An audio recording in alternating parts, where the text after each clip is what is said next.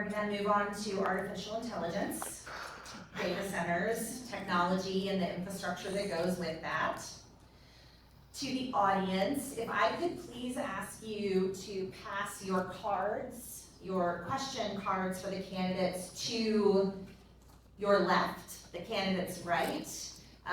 We'll just pass them down and Chase will pick them up at the end of each row as the candidates are talking about AI. So, Kelly, artificial intelligence is driving demand for massive data centers, and those facilities require major amounts of electricity and water, land, cooling infrastructure, and transmission capacity. If a large AI or data center project were proposed in or near House District 33, what questions should local and state officials be asking before they approve it? That's a good question, and it's not really all that theoretical. We know that the DOE has opened up quite a bit of land in the area for data center development.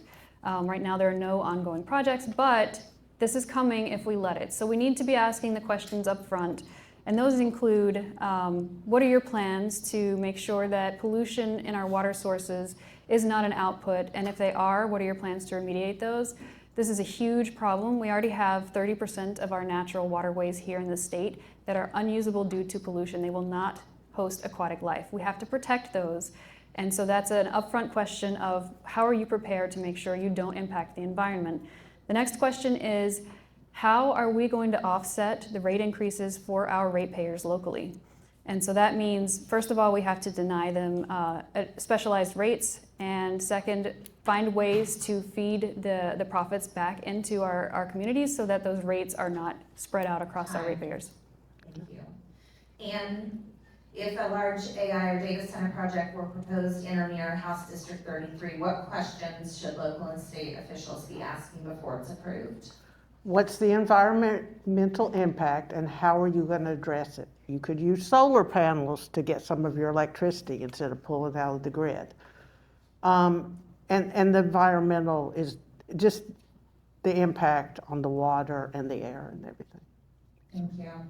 As a follow-up, who should pay for the added pressure on the grids and the water systems? Should this be paid for by the company, by the ratepayers, or by the taxpayers? By the companies. By the companies. Okay, Kelly, what would your response be?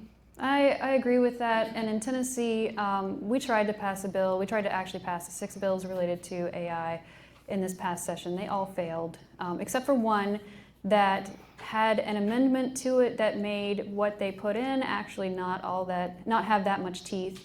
So we have given them a loophole where they can still spread those costs across regular ratepayers. We have to close that loophole. And the answer is absolutely. If you're coming here, if you're using that much using that much power and water, it should absolutely be coming out of the company's coffers. Thank you.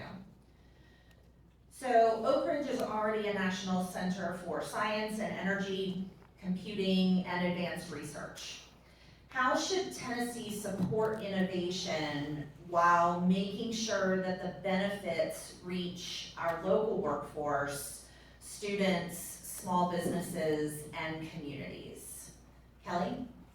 Well, we have to make sure that when these innovations come in, when companies pushing new innovative technologies come in, it goes back to what I've said several times.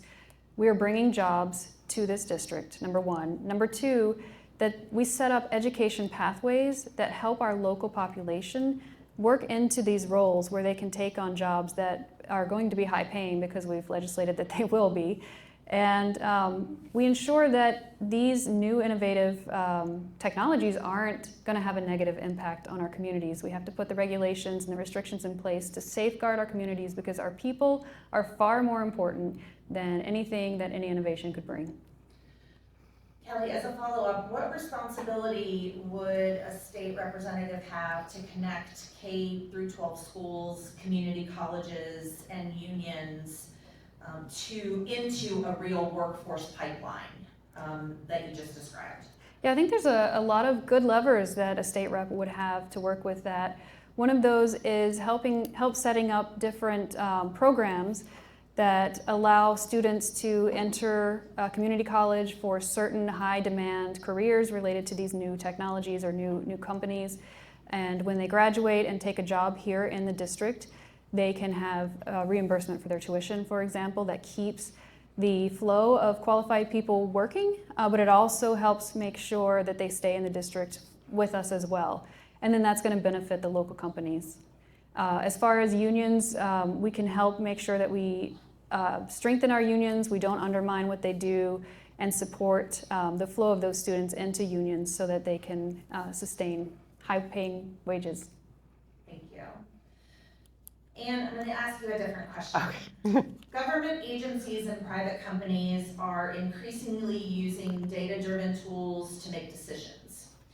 What rules should the Tennessee legislature institute around data privacy, algorithmic bias, and transparency when technology is used in public services? So the first thing is they need to not be giving our data out to other people, our voting data to the federal government. Our data should stay private. It should not, we should have to acknowledge that we want it to go somewhere. So we need to pass a law to deal with that. I'm trying to think. So data privacy was one part of it, and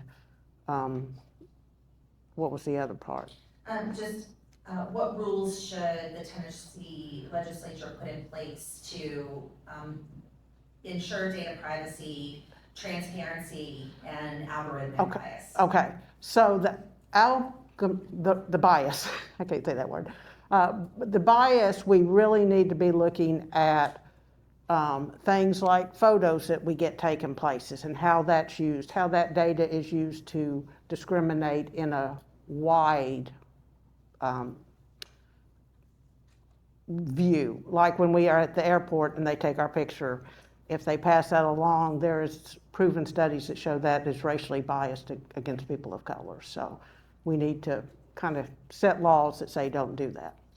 And do you believe, as a follow-up, Anna, Yeah. do you believe that that is the purview of the Tennessee state legislature, or is that something that would need to have pressure put on from a federal standpoint? I think there are things we can do. It needs to be both, but we need to start at the state of what we control, and that's our voter rolls, as for an example. But anything we control, we should put a rule on it. Okay. Kelly, how would you respond to the curiosity around what role the Tennessee state legislature should play in passing regulations that could mitigate privacy issues? Yeah, I think Anne brought up a few good points. One, I do believe that we should move toward the European EDPR rules. They protect their citizens very well. We need to replicate that here. But at a state level, we do have vulnerability where photos and personal data can be used to track you or to label you or to put you in systems or databases that you don't belong in. I think we can stop that at a state level by making sure that our state law enforcement agencies cannot use that data in a way to sort of pre-screen people or choose people to reach and touch or, what am I trying to say, to pull over, to target with, based on just the data that they've gathered. Second would be algorithmically, we do know that we have industries that are using algorithms to set pricing about our consumer habits, and we need to make sure that we regulate against that so that we are not having these companies charge us the maximum price that we can pay, even on an individual level, by stealing the data that we are not giving away